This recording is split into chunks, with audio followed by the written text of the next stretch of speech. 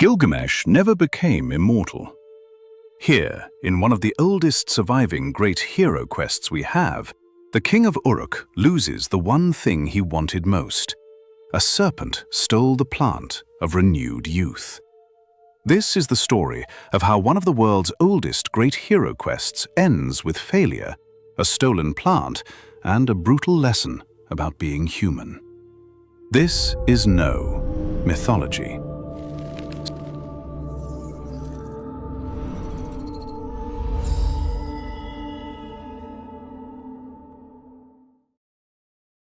Some retellings and summaries make the quest sound like it should end with deathlessness. It feels right, because heroes are supposed to win the impossible prize. But the Epic of Gilgamesh does something stranger. It lets its hero reach the edge of renewal, then sends him home empty-handed. And that failure is the point. Like most people, I used to assume Gilgamesh's quest worked like later hero stories. A great king suffers, travels beyond the map, meets a mysterious survivor, and comes back changed. That part is true. The mistake is thinking changed means physically immortal. The standard Babylonian epic gives us a harsher ending. This version was preserved in copies from Nineveh, but it grew from much older Mesopotamian traditions. Some early poems may reach back toward the late 3rd millennium BCE, though their exact dates remain debated. By the 18th century BCE, Akkadian versions of the story were already circulating. By the 7th century BCE, scribes in Ashurbanipal's library were still copying it. So we are not looking at one casual folktale. We are looking at a story copied, shaped, and valued for generations. That long manuscript history matters because it shows the failure ending was not a disposable twist. And across that long tradition, the ending refuses to give Gilgamesh the prize. Gilgamesh fails the test to stay awake for 6 days and 7 nights. Then he finds a plant associated with renewed youth. Then he loses it before he can use it. So the question isn't, how did Gilgamesh become immortal?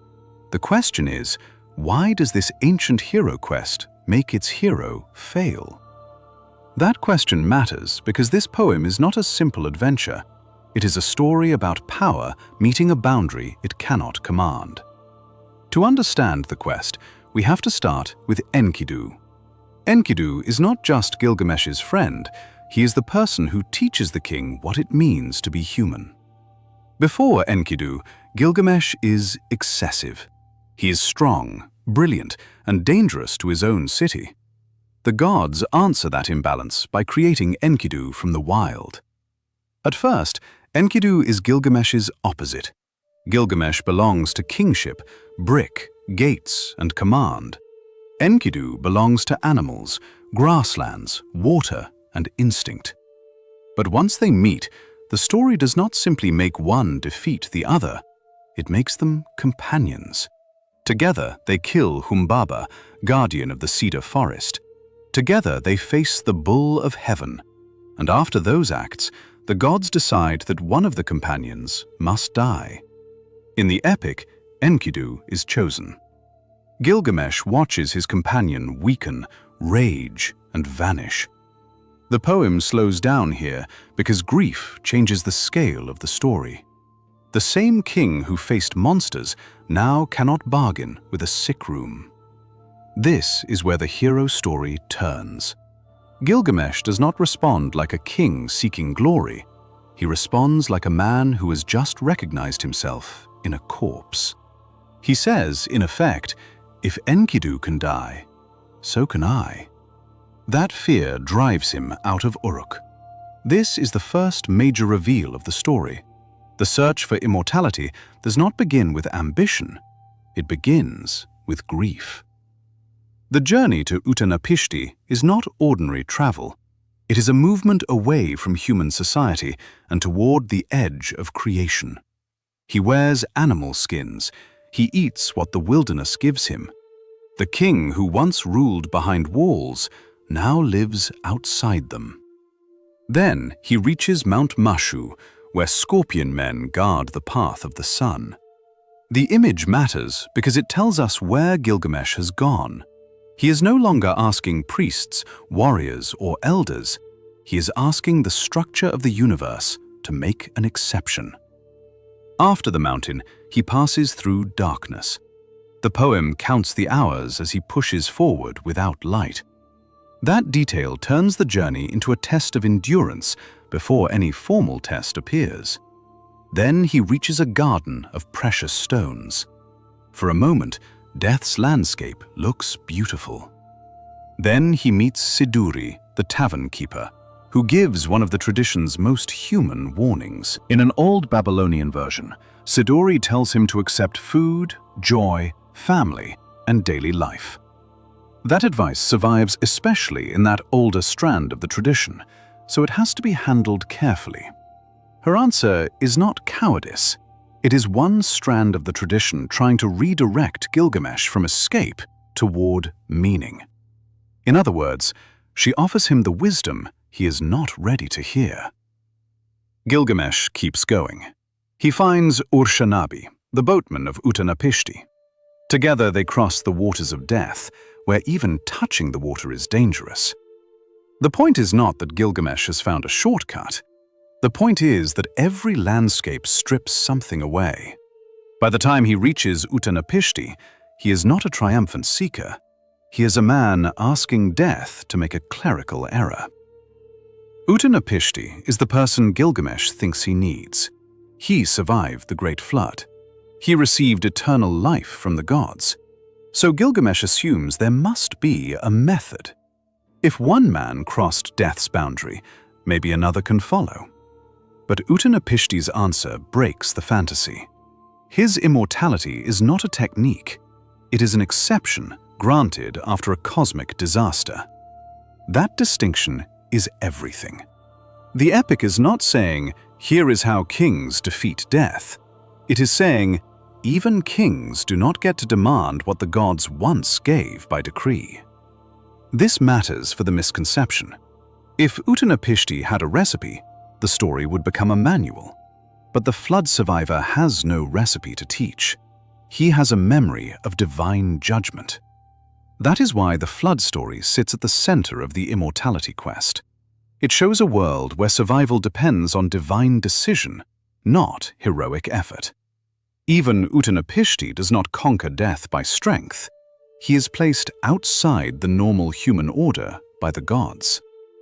Gilgamesh can hear the story, but he cannot repeat it. This is where the hope of easy immortality starts to collapse. Uta-napishti does not hand Gilgamesh immortality. He gives him a test. Stay awake for 6 days and 7 nights. That is the challenge. It sounds simple compared with monsters, mountains, and deathly waters, but that is why it works. Gilgamesh can fight creatures. He can cross forbidden landscapes. He can terrify guards and survive wilderness. But he cannot conquer sleep. That is devastating because sleep is ordinary. It belongs to everyone. Uta-napishti's wife places a loaf of bread beside him for each day he sleeps. The loaves become evidence. This is a brilliant narrative detail. Gilgamesh's own perception cannot be trusted, because he wakes convinced almost no time has passed. So the epic gives the audience physical proof, not a prophecy, not a divine speech, just bread, aging in front of a sleeping man. The proof is almost domestic, which makes it sharper. The body is defeated by time in the most ordinary material imaginable.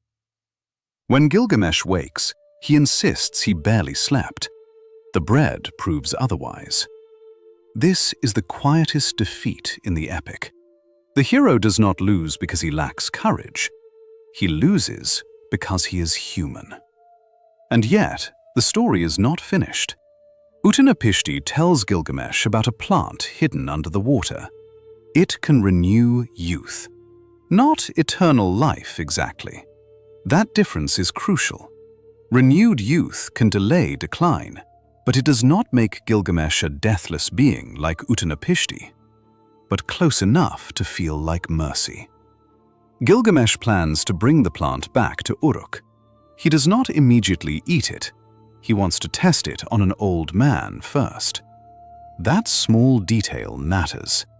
Even at the edge of hope, Gilgamesh is thinking like a king again. The plant is not only private rescue anymore. It has become something he might bring into human life. Then he stops to bathe, and while he is in the water, a serpent smells the plant. It takes it. It sheds its skin, and Gilgamesh weeps. The serpent's shedding gives the loss a cruel visual logic. The creature receives the sign of renewal. The king receives the knowledge that renewal can pass him by. This is why calling it simply immortality misses the precision of the episode. The serpent steals the chance of rejuvenation, not a guaranteed eternal life Gilgamesh already possessed. Everything pointed to one conclusion. Gilgamesh did not fail to find hope. He found the closest thing to escaping age the epic would allow. Then the story took it away. And suddenly, the ending makes sense. The epic is not about a hero who wins deathlessness. It is about a hero who learns that deathlessness was never his to win. When Gilgamesh returns, he does not point to his body. He points to the wall of Uruk. Look at what humans can build, the ending seems to say. Not forever life, but something that outlasts one life. That is the brutal lesson. Gilgamesh loses immortality and becomes literature. The body fails, but the tablet travels. The king dies, but the question survives. This stolen plant reminds us that being human means losing the prize and still bringing something home. But Gilgamesh leaves a harder question. If even this ancient hero couldn't escape death, why do we keep writing heroes who try? I'm here to help you know the quests that shaped mythology. Which loss changes the search for immortality most? Enkidu's body, the 7 loaves, or the serpent's stolen plant? See you at the next tablet.